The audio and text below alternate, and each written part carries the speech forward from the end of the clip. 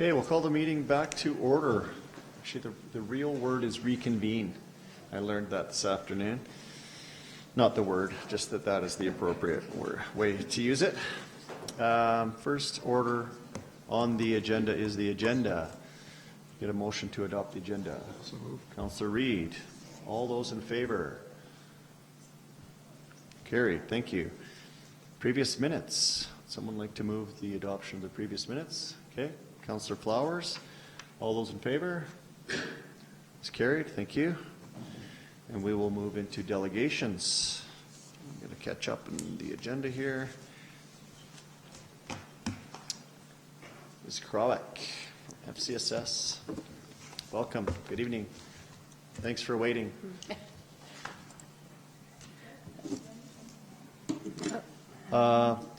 Yes, sorry. Councillor McFadden. Okay.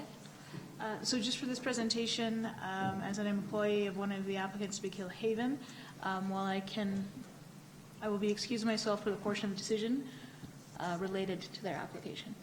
Okay, so if you could just keep all of your discussion to everything but the Big Hill Haven grant, and then we'll have a council discussion about that and vote, and then Councillor McFadden's going to leave, and then we'll talk about the Big Hill Haven grant, and we'll vote, and then we'll bring in Councillor McFadden. Everybody's clear?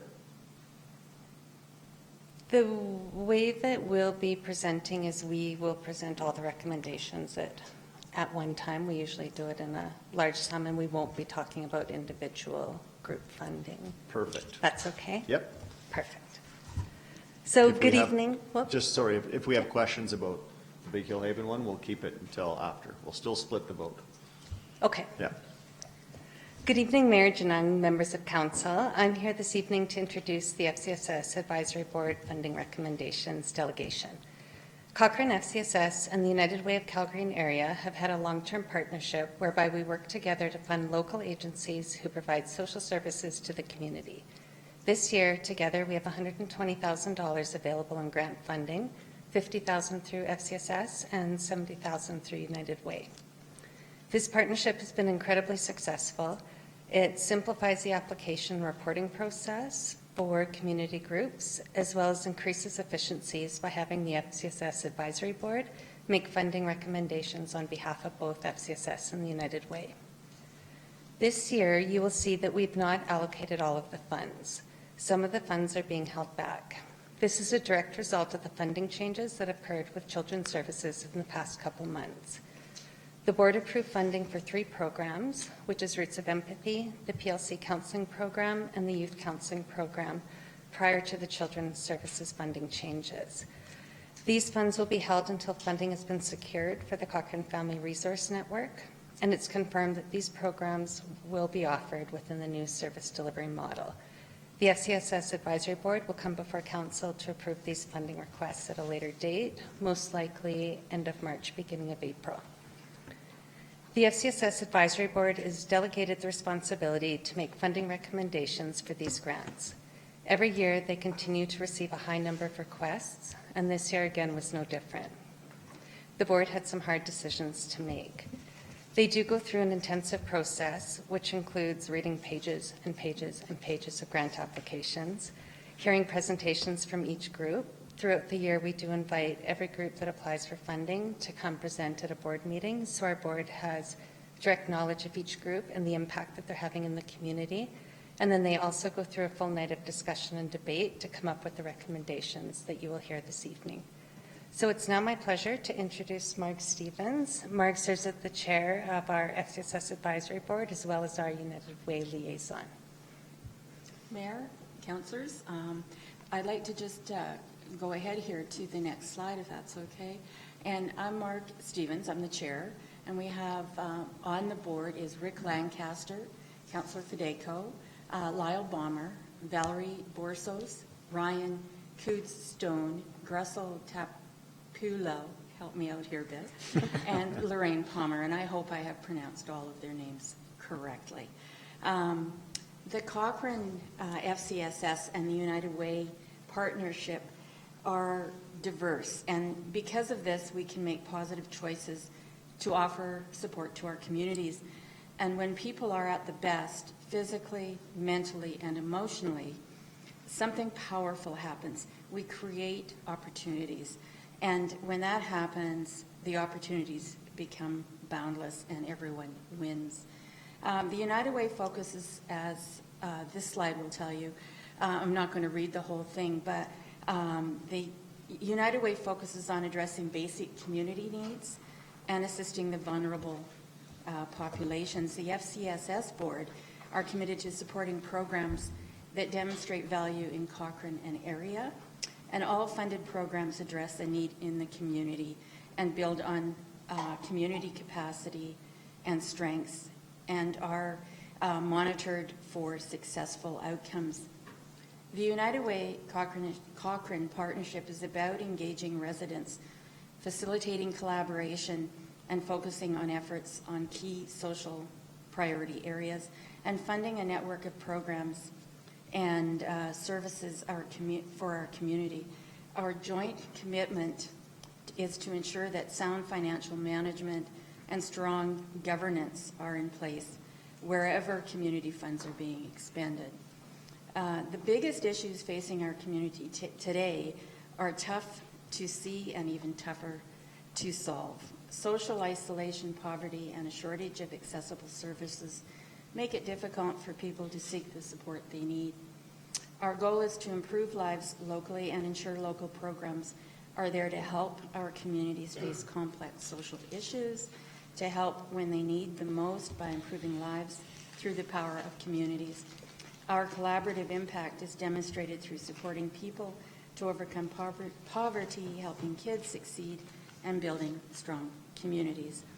The next slide will go into the funding for this year. And this year, the FCSS Board and the United Way Partnership will be looking at initiatives that will strengthen our position to support our community health to achieve this possible challenge and build a strong community. And as Kim said, we go through every application. We look at all of the outcomes and what's proposed and what the needs are for the community.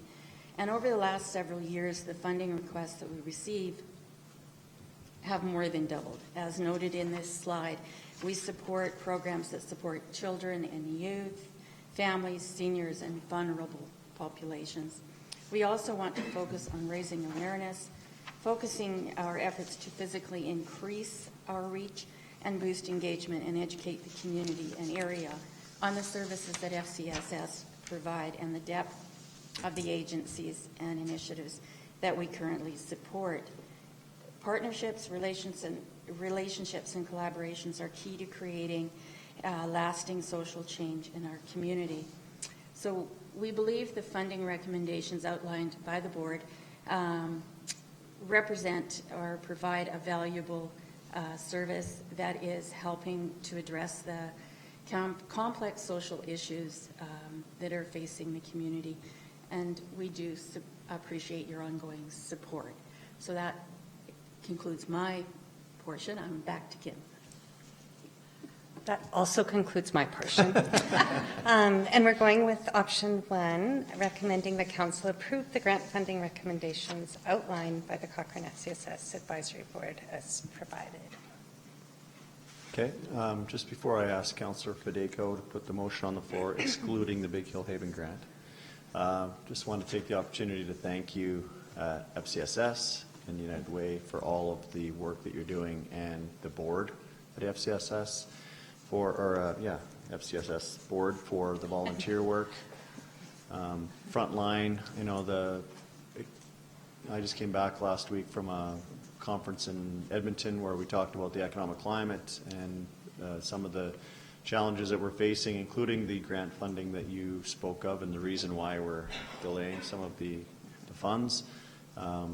This has added increased pressure in our province on the services that we're trying to deliver at the same time as change in how we're funding them and delivering them. So that doesn't go unnoticed here. So thank you for all the work that you're doing. Thank you.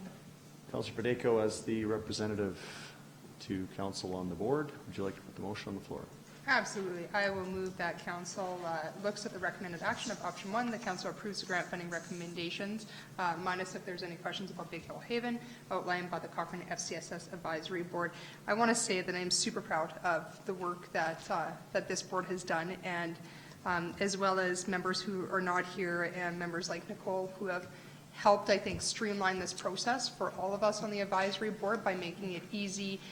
This last year, it really came to a head of making this an easy process. It was easy to understand, but there was also great discussion. I think as an advisory board, we do realize the economic impact, like you said, Mayor Janung, about what's going on in the province, just as well as, you know, private funding, donations, everything kind of coming to a head. And there were very tough decisions that we had to make. Everybody has asks. Every single group has asks, and there's only a certain amount of money. So it was a very difficult conversation for all of us sitting on that board, and I think we did the best we could, as well as recognizing that there are new groups coming forward that have asks, and they're looking for funding, and it's trying to establish, just like we did in council, like how do you determine, you know, who's had long-term funding and who's had sustainable funding versus new groups that are coming forward that are looking for help, and where's that cutoff? And it's a very difficult gray area, and I think I can't say enough. I think we did a good job of coming forward and doing the best that we could with the funds that we had. So I just wanted to say thank you. Councillor McFadden. Thank you. Having had a term, I think, on the FCSS board, I do know how much work that the volunteers contribute, so thank you for that. I just wanted to ask if you could provide that clarification of how the United Way funding works, where it comes from, and how the allocation is made to Cochrane. We may not all understand how that partnership works. Through the chair to Councillor McFadden, we have a 3-year agreement with United Way of Calgary area where they provide $65,000. It's just under 65. I believe it's 63.8 to the Cochrane community every year, and then our board fundraises to increase it up to the $70,000 annually. So then that's driving donations to the United Way. Yeah. So right off the bat, Calgary area provides Cochrane with the 63.8, I believe it is. And then everything that we raise in Cochrane in terms of fundraising stays in Cochrane. So we have the ability to increase that with fundraising as well. But we're guaranteed the 63.8 annually from Calgary area. I believe our contract, we have 1 more year with our contract with United Way. Okay. And how can residents contribute to that United Way funding? Like, how can we help you fill that funding gap? Our board actually is focused on fundraising right now because we realize that the needs are greater than the money that we have. So we will be hosting a variety of different fundraising opportunities over the next year, and supporting those would be fantastic. Okay. Thank you very much. Councillor Flowers. I just wanted to say congratulations on the variety of programs that you're funding. Even in these uncertain times, there's some real solid programming happening in the social areas, and thank you for continuing to support it. I also noticed that you cut back on the car program slightly, and we'll be curious to hear how the new Colt Transit affects FCSS and all the people that you serve. Yep. Thank you. Thank you. Thank you. Okay, just need a point of clarification from Ledge Services on the motion. Is the motion on the floor adequate if we say everything but the Big Hill Haven grant? Correct. Okay. Is that the motion that you put on the floor? I think if there's no questions from council, I mean, I can remove that portion of it. Can I do that? Yeah. For clarity, the motion should be that, and I don't have it in front of me again, I'm sorry, that it Council would be, approve the council approve the grant grant funding recommendations outlined by the Cochrane FCSS Advisory Board with the exception of Big Hill Haven funding. Okay. So I guess that would Yeah. stand, right? Yeah. Okay. Okay, everybody's clear? All those in favor? It's carried. Thank you. And Councillor McFadden, you're going to leave for this portion of the vote.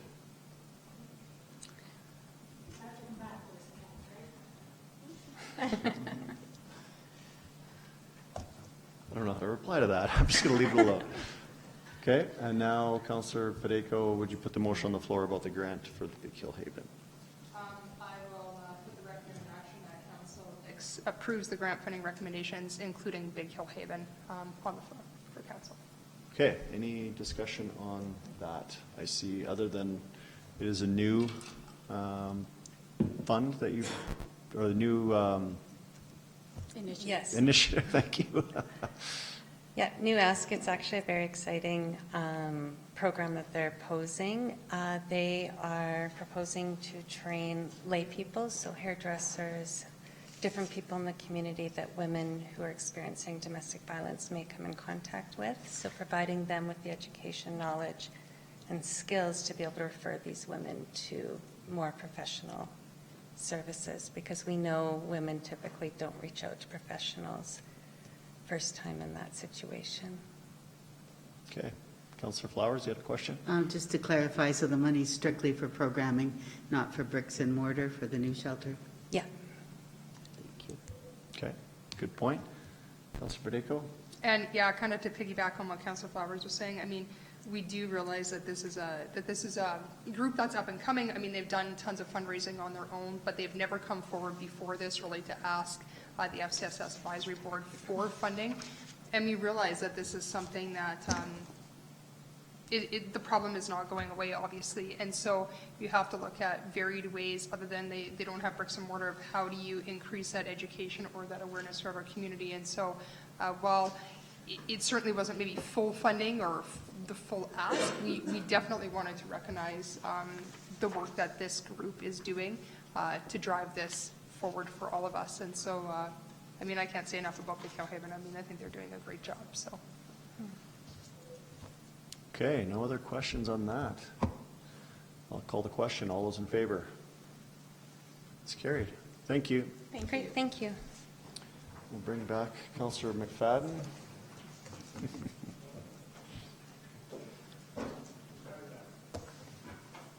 Decided to stay. We'll move on to bylaws. 5A in the agenda, bylaw 01-2020 land use bylaw amendment, CB district, site-specific uses. Ms. Crosby. For second and third reading, potentially.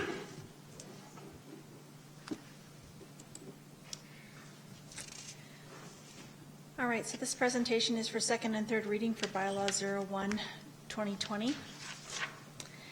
As mentioned in the public hearing, the bylaw is a textual amendment to ensure site-specific permitted and discretionary uses in the CB district for lots 2, 3, and 4, Block H, Plan 4810L, located in the east end, are consistent. The textual amendments are to align with bylaws previously approved by Council in 2019 and 2017. The bylaw amendment is to include changes to site-specific, permitted and discretionary uses and special requirements in the CB district to add lots 2 and 3 to be consistent with lots 4.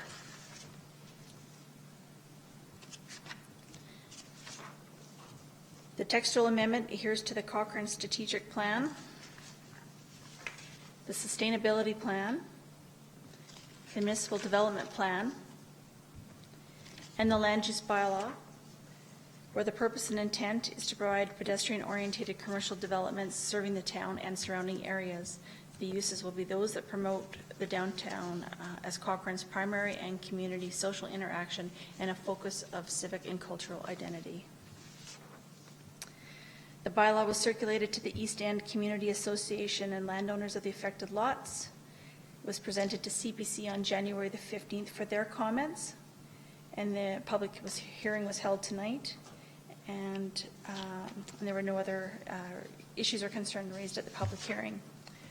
Administration's recommendation is that Council gives second and third reading to Bylaw 01-2020. And that concludes my presentation. Okay, thank you. Anyone?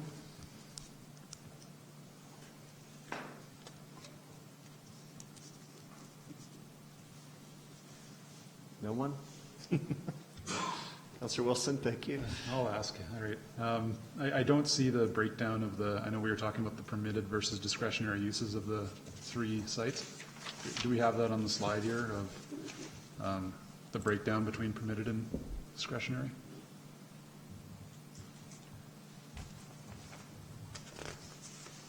There.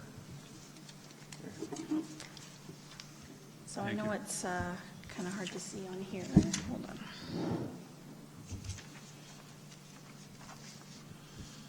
So in the CB district, hotels kind of highlighted in green. This is included in your report too. So currently it's just excluding lot 4.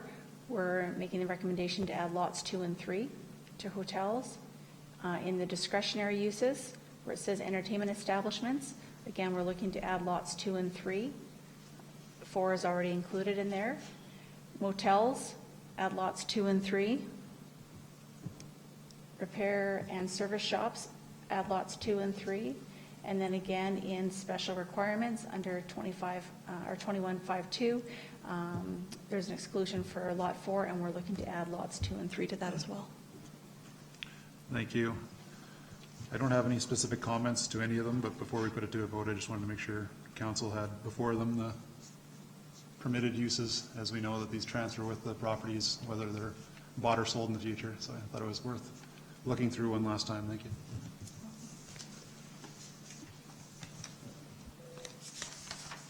Councillor Federico? I wanted to put on the floor option 1, the recommended action that council gives second and third reading to bylaw 01-2020.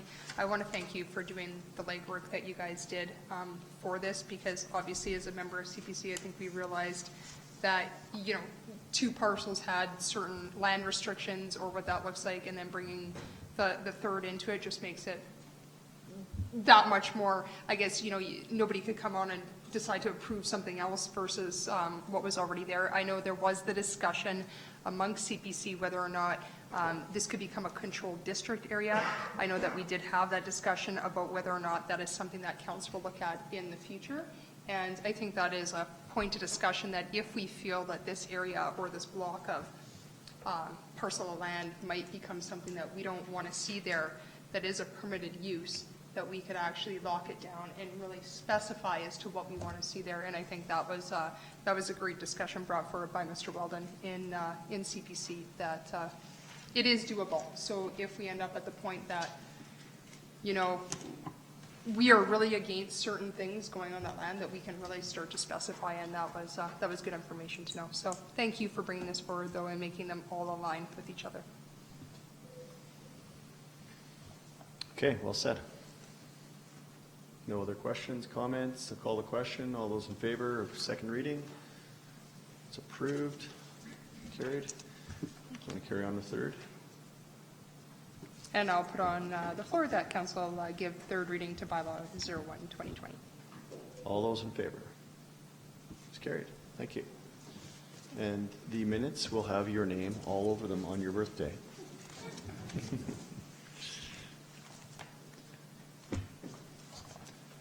Thank you,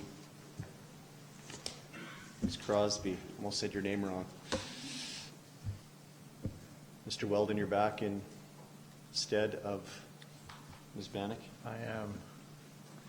For bylaw 4, redesignation Heartland.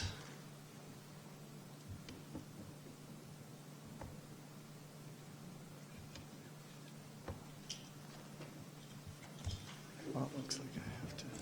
Yeah, that's done. I X'd it. I X'd out of it. Yeah. Okay.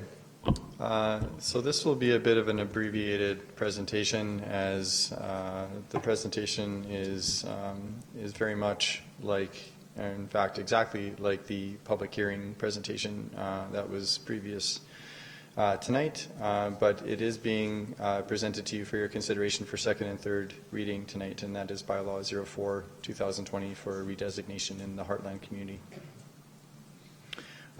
These are the 2 areas subject to the redesignation application within the community of Heartland. As mentioned in the public hearing, it is proposed to change from R3 to R2, single and 2 dwelling district.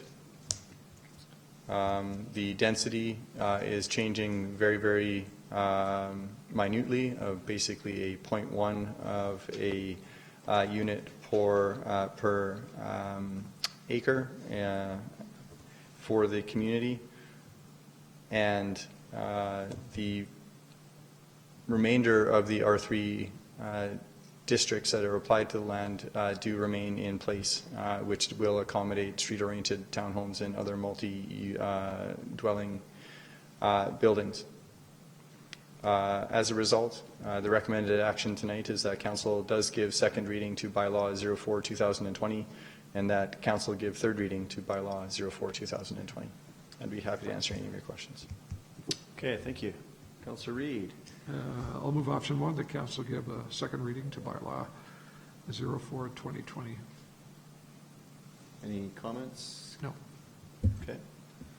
Council, any discussion? No? Call the question. All those in favor? It's carried. I'll move third reading then of Bylaw 04-2020. Okay, all those in favor? It's carried also. Thank you. Thank you.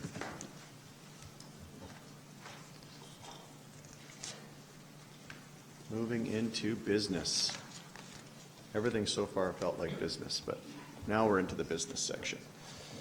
Land Use Bylaw Review Project Update.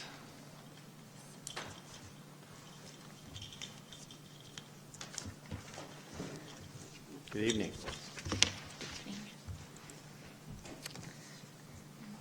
Great. Good evening, Mr. Mayor and members of Council. Tonight we are here to provide you with an update on the Land Use Bylaw Review Project. The Land Use Bylaw Review Project has been divided into 6 phases. In July, the project team presented the results of Phase 3, which included researching options to help address the issues that were identified during Phase 2 engagement and providing the project team's recommendations for each issue. Following the presentation to Council, work began on Phase 4 of the project, which is draft, consult, and establish, which is essentially writing the land use bylaw. Phase 4 has been broken out into 8 major tasks, including creating a project vision and goals for the new land use bylaw to help guide its overall drafting, establishing the look and feel of the document, creating the draft table of contents, integrating the Western Heritage Design Guidelines into the document, researching and drafting residential and non-residential sections, public and stakeholder engagement on the draft bylaw, consolidating changes and conducting a final review, and public and stakeholder engagement on the final version of the draft bylaw. For tonight's presentation, we'll be focusing on the first 4 tasks of Phase 4. It is important to note that draft regulations and research has been completed simultaneously with the 4 tasks being discussed tonight. In order to assist the project team in preparing regulations and to help guide the drafting of the new land use bylaw, a project vision statement was prepared. The project vision is a user-friendly document made for Cochrane that simplifies the development process, responds to modern trends in development, and creates flexibility for future growth. In addition to the project vision, the project team identified 5 goals to help achieve the vision of the document. The first goal is to reduce red tape for residents and stakeholders. We hope to achieve this through streamlining and simplifying the development permitting process, consolidating districts and regulations to simplify the overall use of the document, and the consistency of regulations, authority, and application of regulation throughout the document. The second goal is to align with existing town policies and provincial regulations. The third goal is to improve readability and online bylaw presence, which we hope to achieve through increasing the use of figures and tables, improving language for common interpretation, and improving the online interface using hyperlinks and definition callouts. The fourth goal is to modernize regulations to reflect current development trends. This will be completed through including regulations that support sustainability, pedestrian-oriented design, infill development, temporary uses, and short-term rentals. And the fifth goal of the project is to highlight the importance of the historic downtown. We hope to achieve this through the creation of a specific district that would help us identify and celebrate the historic downtown and the acknowledgement of the historic downtown in the Western Heritage Design Guidelines. Joelle will now speak to the look and feel of the new land use bylaw. All right, good evening, Mayor and members of Council. So in looking at the look and feel of the bylaw, we wanted to begin by looking at our new cover page. So this is the cover page of our existing bylaw, which is noticeably very white and text heavy. And this is the template for our new cover page. So our goal was to create an identifiable document and include a photo of the town right on the cover itself to reflect a document which was uniquely created for Cochrane. So this is a snapshot of a portion of the table of contents, which we're going to take a closer look at later. This shows the color coding of the document, which was included to ensure that each section is easy to identify and easy to locate. The online version of the bylaw will also be hyperlinked, so when you click on the section you'd like to go to, it will bring you directly there. So if you were to click on residential land use districts, it would bring you here. So this is an example of one of our section cover pages. In addition to having a unique color for each section, they also each have a unique icon, which is included on the cover page. Each cover page includes the contents for that section, which will also be hyperlinked. So again, you can click on a district and it will bring you right there. We also wanted to note that these districts and all of the information within these template pages is from our old bylaw and is just used to show how the document will look. So these are not our new districts. So again, this is what one of our current districts looks like, which you've probably seen a few times. Again, very white, text heavy. All the uses are listed straight down. All the regulations are just listed straight down. And this is what an example of one of our new districts will look like. It's a little bit hard to see. So each page will have a header bar, which is again color-coded and includes that icon.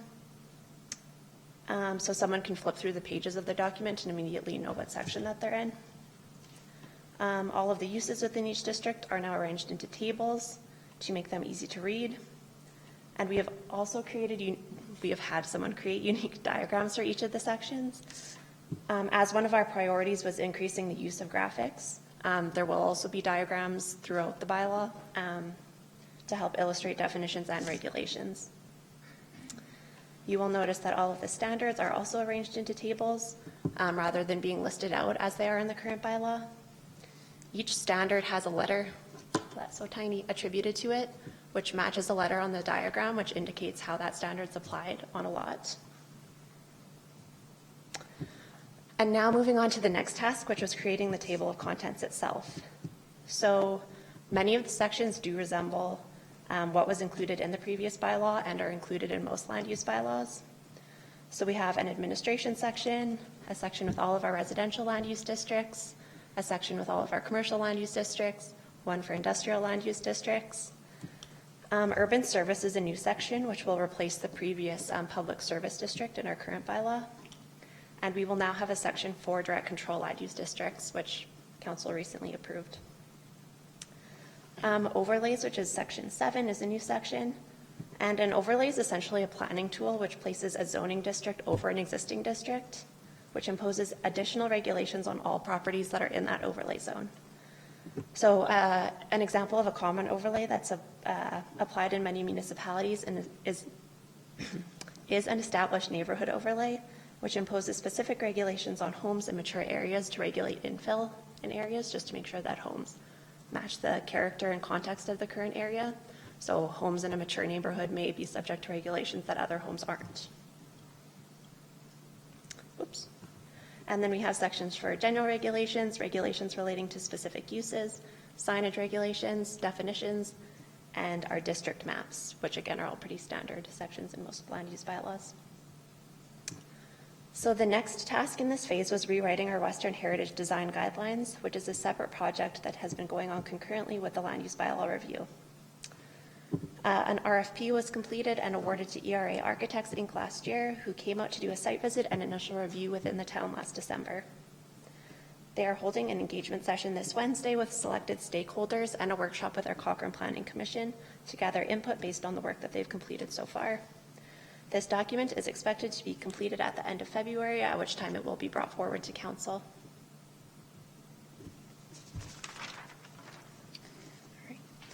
So the timeline for the remainder of Phase 4 tasks include finalizing the draft residential regulations, which will occur in the beginning of February.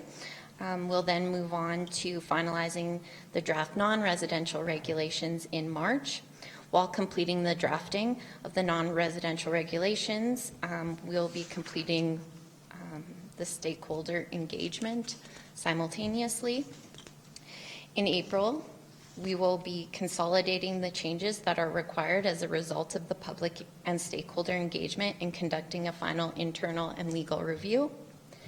In May, the draft bylaw will be circulated to internal and external agencies and will be made available for the public for a final review prior to coming forward to Council for adoption. Any necessary changes will be consolidated into the final version of the bylaw. We're striving to bring a complete document forward for Council adoption in July, which is Phase 5 of the project. Phase 6 will kick off following Council's adoption of the new land use bylaw and will continue into 2021, which will include the implementation and monitoring of the new land use bylaw. Thank you, and we're available to answer any questions you have. Okay, thanks. Always good to see the progress on the land use bylaw. Councillor Reid. Yeah, I would move the council accept the land use bylaw review project update as information. You know, as exciting as planning bylaws can be, all serious aside, I wanted to thank you guys for your team for all the hard work you've been doing in this area. I know it's been a long process and a long project. You know, in many ways, it's the results are unclear to me if it's a labor of love that you have for this, or if it's a love of labor. But anyways, congratulations on your work. It's been a great project, and I can't wait to see the results, final results.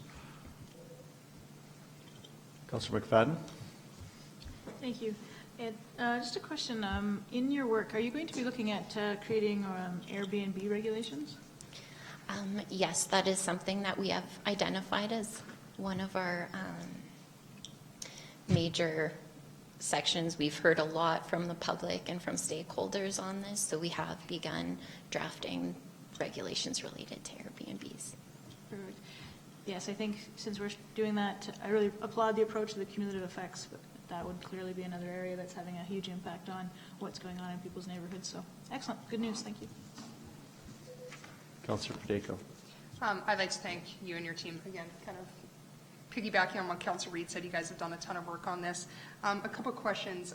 Signage, when it comes to commercial businesses, will they have an opportunity to speak about some of the regulations that have already kind of been in place on them? And I know that it's not an easy time right now for our business community, so are you guys looking to get some feedback from the commercial businesses as to maybe what could be better, what could help them both from a signage perspective as well as an economic development perspective? Through the mayor to Councillor Fedeko, actually we have conducted a significant amount of public engagement with local sign businesses. We are currently reviewing every regulation within the land use bylaw. Not only are we trying to draft it specifically for Cochrane, but we're also looking at other places just to kind of make sure that we are kind of following the same lines. So we do plan on bringing forward the non-residential regulation sections, which will also include the signage regulations in March. So the sign stakeholders, I guess as you would call them, will have the opportunity to weigh in on the proposed regulations.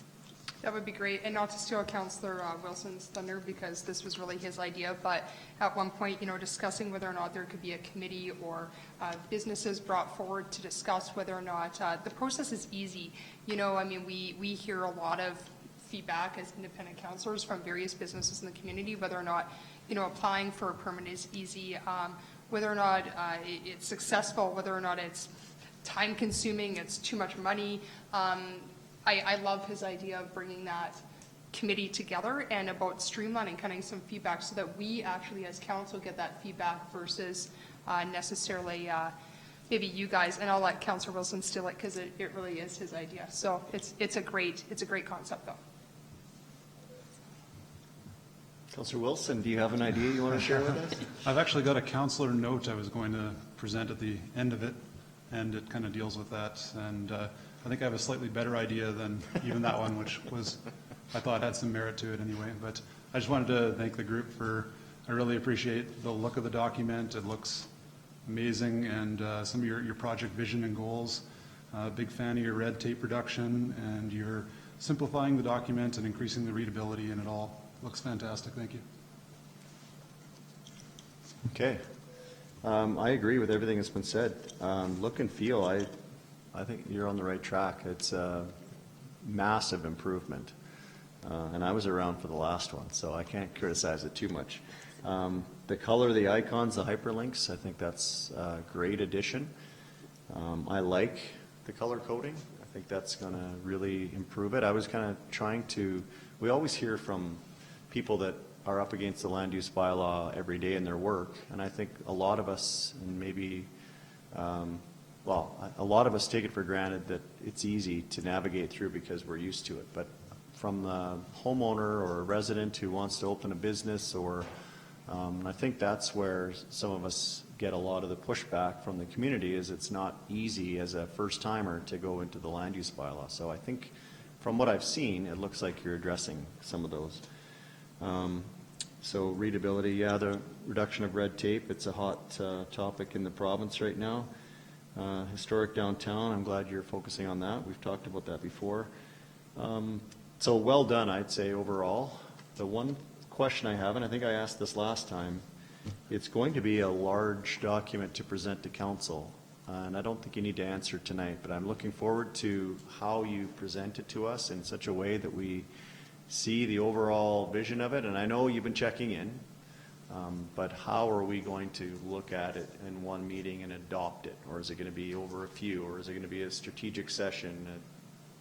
Again, don't need an answer tonight, but I think it's important that we don't get, overloaded on one meeting of one huge document. I'm assuming it's going to be huge. Maybe it's going to be really small now. So who knows? I'm looking forward to that. And along the lines of what Councillor Wilson and Padeco were saying, I kind of like that idea as well. And we've talked about it in the past about maybe trial running one of our own land use bylaw pieces through for a development or for a home-based business or something. And I'm sure you've probably done that on your own, but maybe a good task would be for some of us to apply under the new proposed land use bylaw and try our way through it.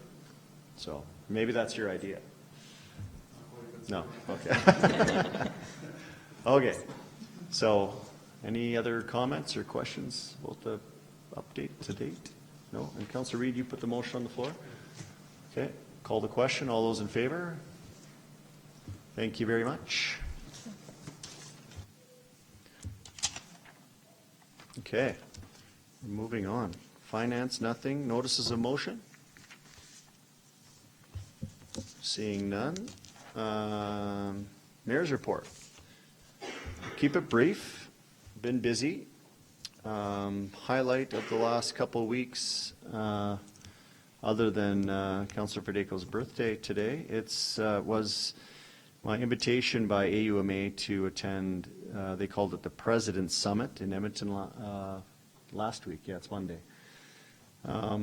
So I was asked to be on the panel to represent mid-sized communities, along with Mayor Iveson from the City of Edmonton, and they had a panel of each kind of mid-sized community along the way. Mayor of Rocky Mountain House was there as well. There was 176 delegates, and we were talking specifically about the impacts of the provincial budget on our own communities. So it was interesting to hear how other communities are addressing well, the theme was a lot around the province downloading onto communities. I wasn't really happy with that narrative. I think we've worked really hard as a community to position ourselves in a good way with the province. It was difficult for me to speak in front of everybody there going, well, everyone else was bashing the big bad UCP. I was kind of like, well, we got mostly everything that we asked for, except, I mean, and not to make light of it, you know, we have had some impacts, obviously. And thank you, Catherine, for your contributions to my speaking notes. Very informative. But the one thing I would highlight that we received confirmation from the province around the funding. I think everybody was clear that the FCSS Child Services funding is coming up in March, and Ms. Krawick talked about it tonight again. But the March 31st change from the current funding model to the new, which they've already put in an RFP, and the application is gone. The question was around whether we would be a mid-sized community or a small community, which really affected the funding because mid-size is $750,000 of funding that you could apply for. Small communities is $500,000. It's my understanding we were around $850 when you combine the Boys and Girls Club to that same funding, as well as all of the child services, the parent link and everything that FCSS has been funding through. I wrote a letter, and I think I made everybody aware that we were trying to lobby the government that we don't fall into the small city category because of the census that we've done in the past. They've since denied that and said that no, we will be considered a small community. So that is going to impact child services funding in the community so far. So I've asked for another meeting with MLA Guthrie. We'll talk some more about that, but hopefully that is not the case, but that is what we're being told so far. So that was again on I spoke about that at that President's Summit as well. But overall, I mean, other than that one dark cloud, I feel Cochrane's in a good place. You know, we're getting things that we are asking for. I think we have a good relationship with the province. We're doing good work. We've worked hard to get there. So it was kind of awkward to be in that room, but in a good way. So, and that's all I will report on tonight. If anyone has anything they want to add, Councillor Federico, birthday council report. Wow, I have a lot to say tonight, apparently. I wanted to put out a couple things. One, I am on the Rocky View Handy Bus Association board. They are looking for volunteers for February 16th and 17th for a casino. So if putting it out there to anybody out in the community, if they would like to volunteer, to get a hold of me because they are actively looking for people to help them out. I sat as a non-voting member at large for the Cochrane Tourism Board, and it was great. They have lots of exciting things going on, and I know that they are going to look through the process of probably Miss Knight to bring that forward to council to actually vote on a position for them. But since that hasn't happened, I was just sitting there and listening as to what is all going on. I am wearing a Love is Louder Than Cochrane shirt, and while this is not necessarily a councillor initiative at all, it is a grassroots movement to stop bullying in our community. And I want to give this community a lot of credit because it is really a grassroots movement of parents coming forward to say bullying is enough, and Pink Shirt Day is coming up February 26th. So I encourage everyone to get on board and stop bullying. And lastly, I really do think this is important for myself as a councillor to say. I want to give credit, because this last couple of weeks as council has been difficult, to our past members of senior management, our current members of senior management in general, and every single boots on the ground worker in Cochrane, that you are appreciated. And we do appreciate the work that you do here in town, and it's important for me to say that. So thank you. And that's it for my end. Great report, thank you. And the Pink Shirt Day, there's an email going out to remind us all closer to the date. Councillor Wilson. All right, just to update what we were just talking about on the land use bylaw. I wrote a little thing here just to take a minute to update council on a survey system Mr. Heineman and the planning team has been helping me advance. Although he's not here to accept it tonight, I just wanted to appreciate him taking his time from his busy schedule to help me create and organizing it. The idea is to have a customer satisfaction survey of sorts implemented across a few town departments to allow our residents to quickly and easily communicate the positive and negative aspects of their experience after dealing with different departments like planning, safety codes, economic development, etc. The survey will be offered through Let's Talk Cochrane, hopefully at the conclusion of their dealing with the town department.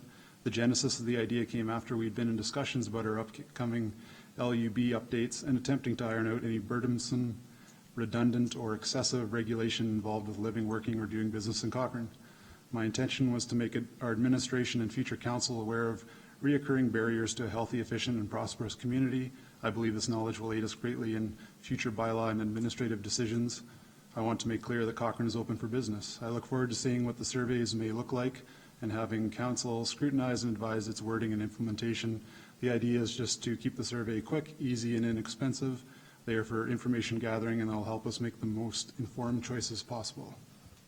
And so rather than trying to get a group from the business community together to see what holes we might have in our LUB, what changes can be made, I was having trouble getting that group together and really getting consensus on what needed to change. So I thought, if we can't do that, some sort of a survey system, so there's some feedback brought to us about how our LUB is working or isn't working, might be beneficial, as long as it's cost effective and simple and easy to administer. And so looking forward to bringing you more on that and having you guys scrutinize it and tell me what you think. I like that. Yeah. Thanks. Thanks, Councillor Wilson. Any other reports? Nope. Okay, we have no in camera. We will adjourn the meeting.